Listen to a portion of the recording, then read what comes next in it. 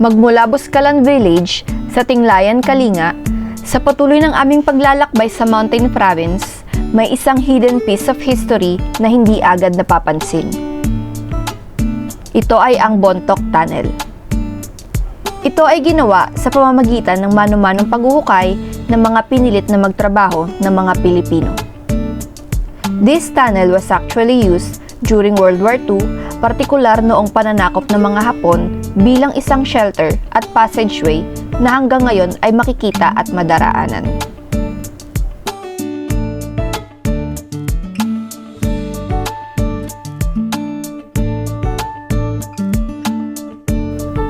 Ang daming magagandang bundok dito sa Pilipinas, baka may iba ka pang ma-discover. Katulad na lamang dito sa Benguet Mountain Province, kung saan ang bawat akyat ay sulit ang pagod. Home to iconic peaks like Mount Pulag at Mount Ulap na kilala sa Sea of Clouds. Pero hindi lamang views ang meron dito. This is real life for the locals, kung saan sa bundok ang kabuhayan at ang araw-araw na inspirasyon. Sa kabundukan ng Benguet, may tahimik na agos na hindi mo agad mapapansin. Galing ito sa natural springs at forest, kaya malamig, malinis at diretso mula sa kalikasan. For the locals, ito ang ginagamit nila sa araw-araw. Quick reminder lamang, kahit sobrang linis at fresh ng tubig mula sa bundok ng Benguet, hindi lahat ng tao ay sanay rito. Ako din na kaya. Kaya mo ba? Pag-ayos na ito tayo. Ha? Kaya ng bukid. Oo, kunyari ka lang magdami ng pera eh. Magdami na tayo. Akala sa dalawang buwan. Pinakamataas na bundok sa buong mundo.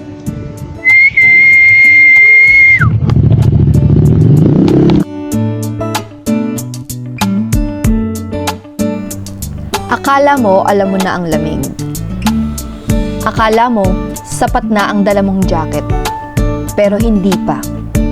Welcome to Atok, Benguet, kung saan ang init ng araw ay panandalian lamang.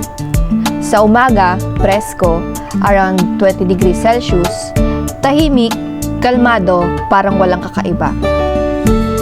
Pero pagsapit ng gabi, unti-unti nang babagsak ang temperatura, hanggang umabot ng single digits.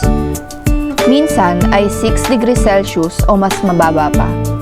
At doon mo mararamdaman na hindi lamang ito simpleng lamig, kundi ginaw, nadidikit sa balat, nanunuot sa mga buto at hindi basta-basta aalis. Sa Atok, Benguet, hindi ka lamang bibisita ng mga tanawin, kundi bibisitahin ka ng lamig na hindi mo makakalimutan.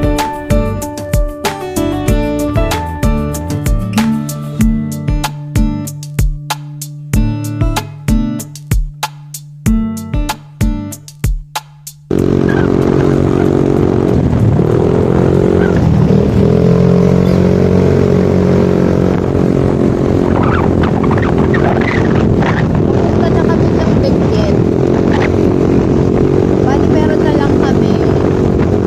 And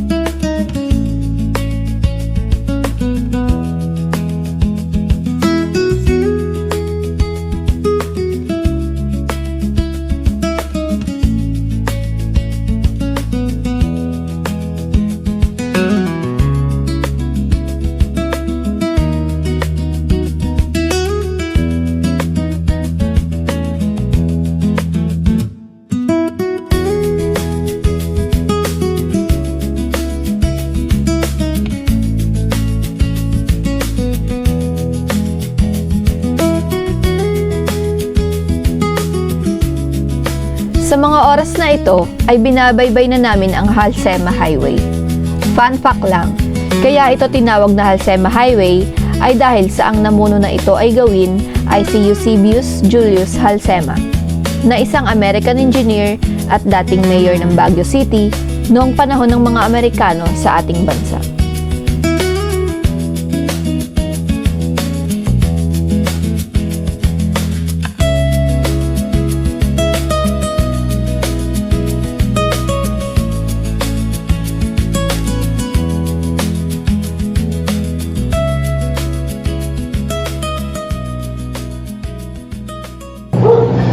Grabe, lamig.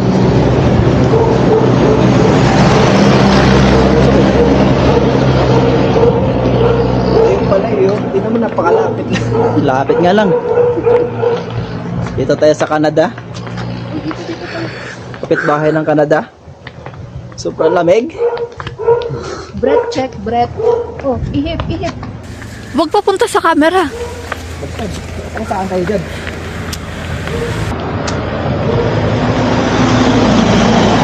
Ang lamig. Bili kami ng kandila ni Kuya Arnold kasi birthday niya. Di pa siya nakakapag-blow ng cake. Cake. Meron daw, tara. Sa baba. Utak ko ay Mag-grocery muna kami. Okay, yan. Lucky boy. Laki naman yan. Dasal tayo. Wala, yun yung gagawin natin. Yan, pwede na yan. Tanongin muna natin kung may mas mali. Ano daw eh? Yan na lang, yan na lang. Ano may wala na kaysa wala ano? Isa wala. Ba? Shout out sa'yo, Lasty Mark. Lasty Mark. Puro ka na lang email dyan, boy. ML gusto, ride sa ayaw. Tissue ba nga yan? Sa kaya si Moy Moy hindi pa nagpapakita. Sige pa daw kung shoutout natin doon. Kawawa naman si Moy Moy. Ano te? Saan kaya si Moy Moy? Shampoo yata yun eh. Ano to ate? Katawan. Basta ginunguya ng mga tao dito yung may alam. Ay, nga nga. Ay parang nga nga. Nga nga yan.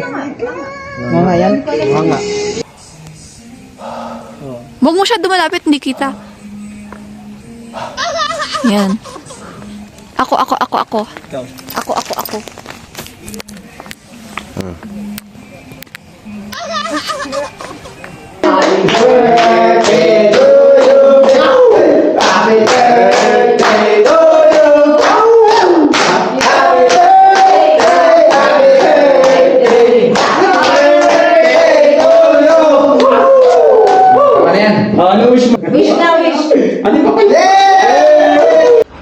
It's April 3 na.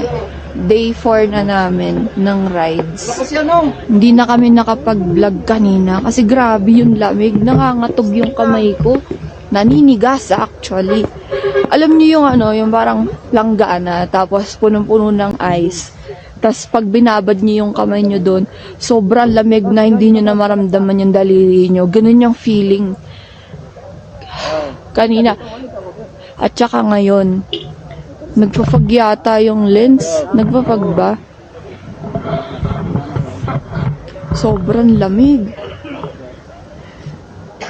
Sabi nila wala daw summer dito.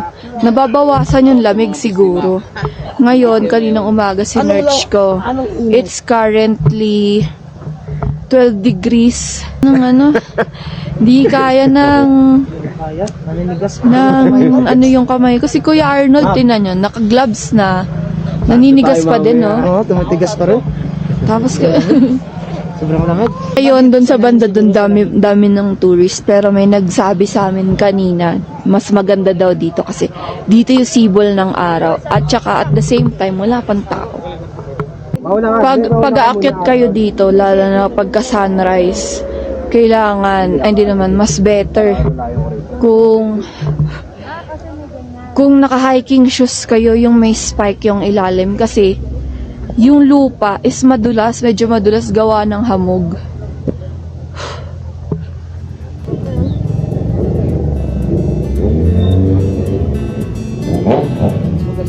Weng weng! Wow! Nalulula ako, oh my God! Shit! Mak ha? Sigaw, Max, sigaw. Ay, sorry, sigaw, Max. Picturean mo ako dyan. Wala, natatakot ako. Grabe yung harap ko si Oak Clouds. Wala. Si Oak Clouds yan mamaya. Huwag kang kumaano na, banda dyan. Nakasabi ko na tayo ngayon. Huwag kang kumabanda dyan.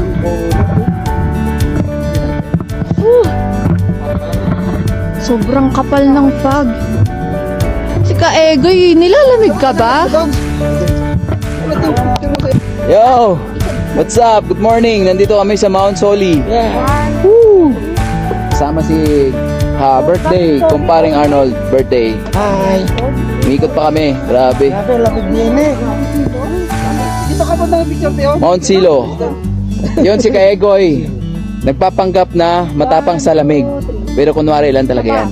1, 2, 3. 1, 2. Mount Soli. Solid. Ang lupit mo, Kaegoy. Ito si Kaegoy, yung taga-picture.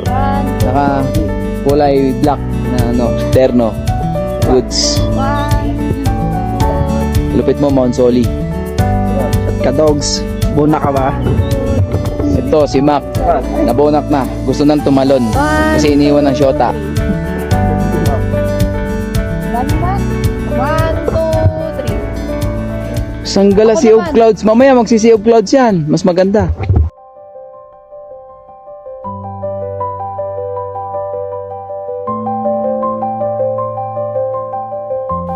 Sa kabundukan ng Cordillera, matatagpuan ang Mount Olis. Isang tahimik na bundok na unti-unti pa lamang nakikilala.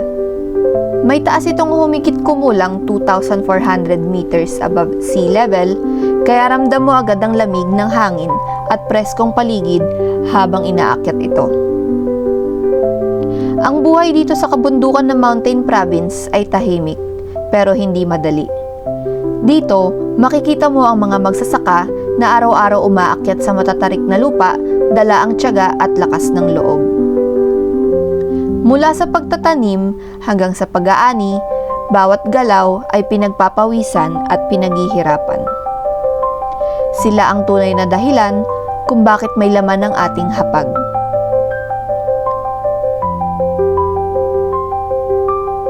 Sa Mountain Province, ang lupa ay hindi lamang taniman, kundi buhay at pamana ng sipag ng bawat magsasaka.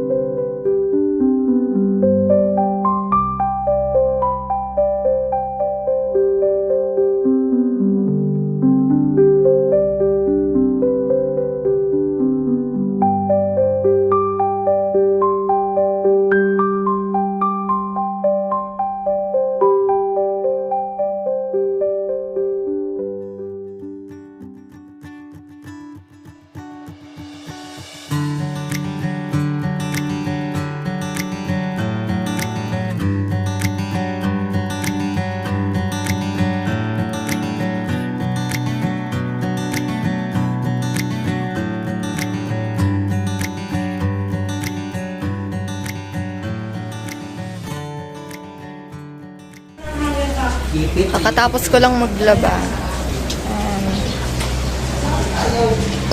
Kaya ako naglaba kasi hindi nakakasya sa motor. Kaya tipid-tipid sa space, baka di makaakyat, baka magka-problema, umakyat. Kaya laba-laba na lang. Sana matuyo.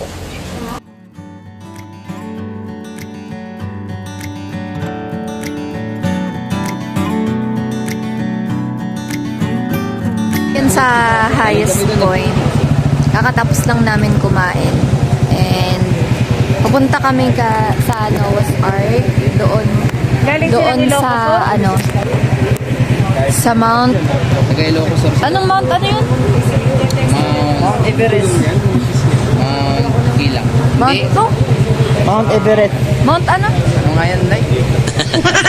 Basta Mount. Mga babasa na lang doon ang may Mount. Punta kami ngayon doon. Kakatapos na namin kumain. Nakalimutan na mag-vlog kagabi kasi sobrang lamig. Nangatog na ngatog kami.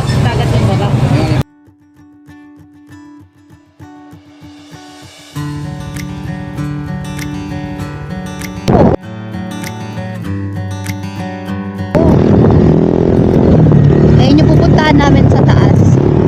Noah's Ark, color blue. Sa gitna ng Benguet, matatagpuan ng Mount Timbak or Noah's Ark, ang pangatlo sa pinakamataas na bundok sa Luzon. At isa sa mga underrated peaks sa Cordillera na may taas na 2,717 meters above sea level. Pwede itong marating gamit ang motor or four wheels. Reminder lamang na kailangan rito na sapat na experience sa pagmamaneho dahil ang daan paakyat ay matatarik, makikipot at sigsag, kaya bawat liko kailangan ng imbayong pag-iingat at full focus. Ang buong akala ko, yung kabundukan papuntang Buskalan lang yung magiging challenge para sa akin. Pero honestly, nag-iba lahat ng perspective ko the moment na dumaan kami paakyat ng Mount Timbak. Ramdam ko na agad yung tension, kada liko, kada akyat na sinusubok na malala yung tapang ko. Hindi lang siya simpleng road trip, parang survival experience na rin para sa akin. Lalong-lalo na kapag napupunta kami sa mga part na one-way. As in, isang maling galaw mo lang, bangin na agad yung kasunod.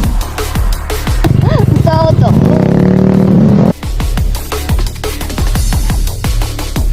Habang nakatingin ako sa paligid, ang ganda ng view. Grabe, sobrang breathtaking. Pero at the same time, halo yung takot at excitement. Yung tipong napapangiti ka pero kinakabahan ka pa rin.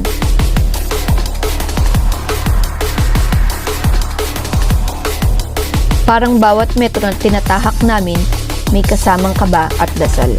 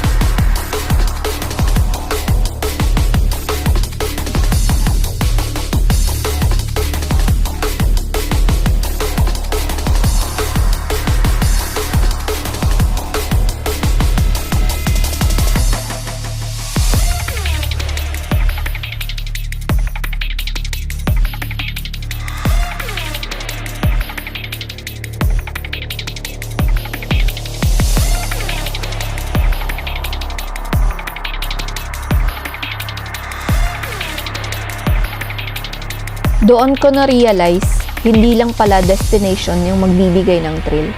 Minsan yung journey mismo. Yun yung pinakamatinding experience. At sa araw na to, masasabi ko talaga ibang level yung kaba at gratitude na binigay ng Mount Timbuk sa akin.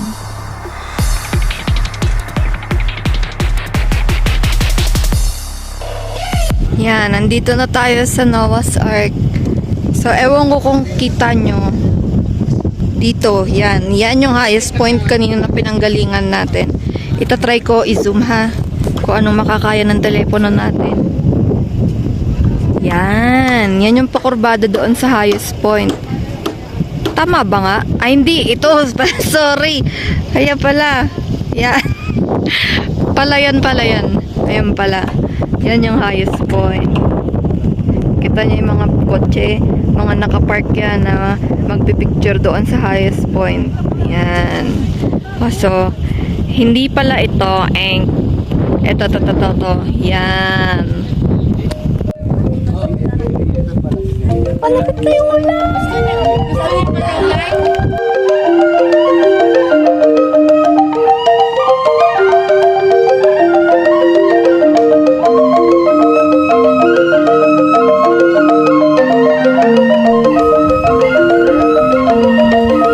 Nag-ML. Yawa, nawala ang signal. Ayan kasi. Gonggong. Salanan to ni Mark Tangkad. Oh, shoutout. Shout out sa'yo, Mark Tangkad. Hindi ko nandito yung dalawa kayo naglalaro. Matik yun. Wala eh. Grabe yung lamig talaga dito. First time ko makakaranas ng ganitong kalamig. Labi ko, sobrang nagbibitak-bitak na. Tapos, parang ahap di niya i-ano. Hindi ko alam, baka galing to sa lamig eh. Andito kami ngayon sa Mount Timbuk. Grabe yung nervyos ko kanina paakyat. Though may training naman ng slide sa Mount Banoy. Pero kasi iba yung ano dito. Iba yung taas. Sobrang taas. Lalamig yung buong katawan ko. Di na lang ako nagsasalita. Kasi pag nagsalita ako, baka mahawa si JC ng nervyos eh. Pakita ko sa yung view na nilalakaran ko ngayon.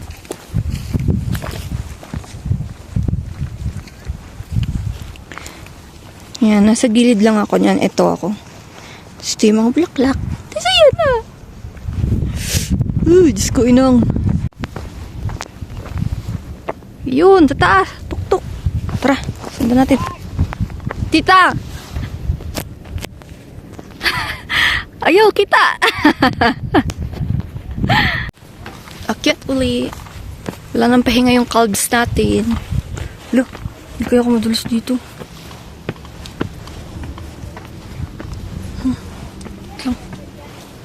Yun ang rescue kasi nakabahan ako sa taas eh.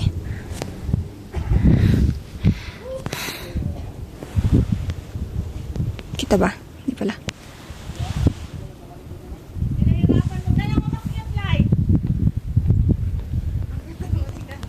Padating na yung rescue ko.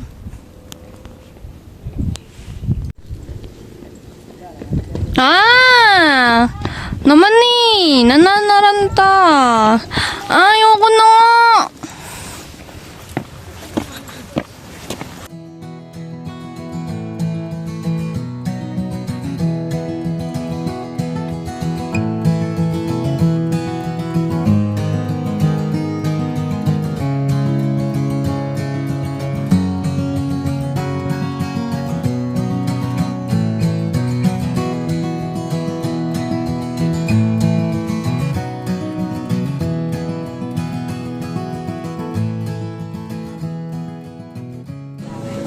Ay, bawal dito ginawa.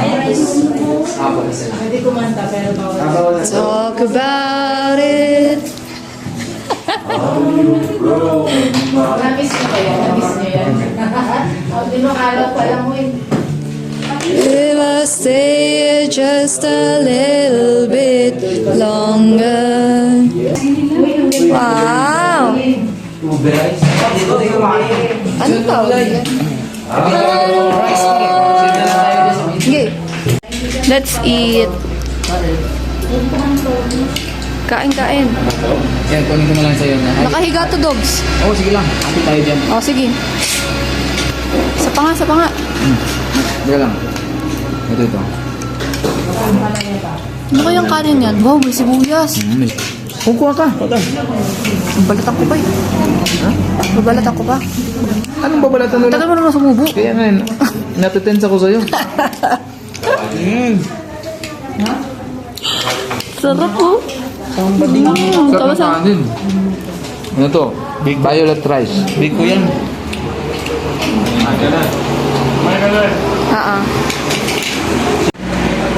Ano yan? Dogs.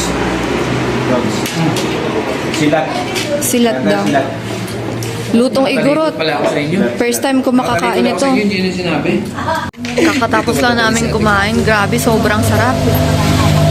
Walking distance lang, mga 3 minutes away. Lumayo pa kami.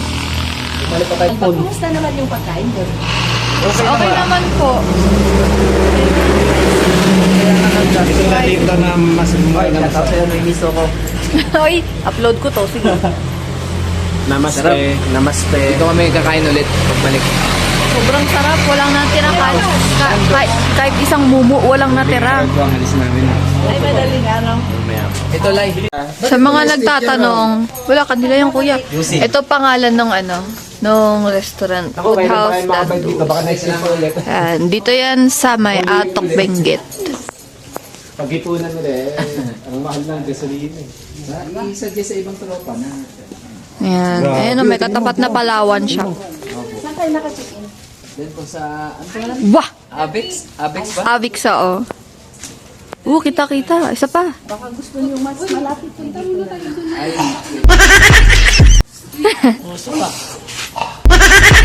Ang summer dito kahit tanghali ang init. Ito na ang tawag dito. malamig. Ay, wala. Wala lumalabas. Ano pa ba? Daw ang mga tanong mo, yung tas-tas. Yan, Lai. Saan pupunta yung baha dito? Ay, oo, may usok, may snow. Malay ko ba? Eh, hinga ka, tingnan mo. Hindi kita, Lai. Nakain ako yan. Tingnan. Oo nga, lumalabas na. Naglolokal. Ba't wala pagdating sa akin?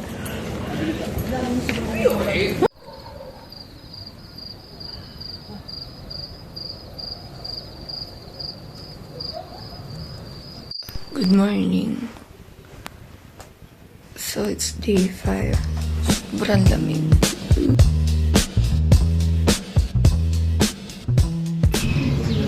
So from Atok Benguet to Taal, Batangas, real quick. Ay, hindi pala. Sea of Clouds pala. Kung kailan pa uwi, saka nagpakita. Sayang. Dito sa ano, Oh.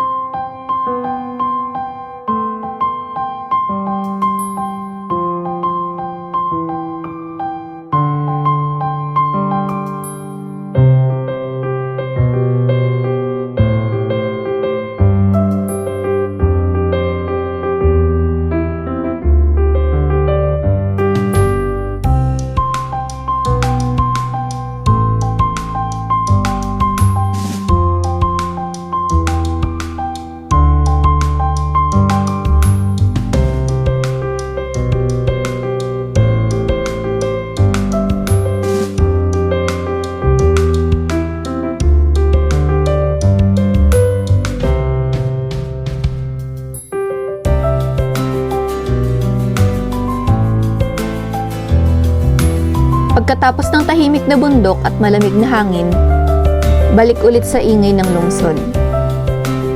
From slow mountain life, back to fast city life. From the quiet mountains to the fast rhythm of the city. Salamat sa pagsama sa aming adventure na ito. Kung nag-enjoy ka, don't forget to like, follow, and subscribe, and see you sa next vlog. Till next time, keep exploring, stay curious, and do it scared.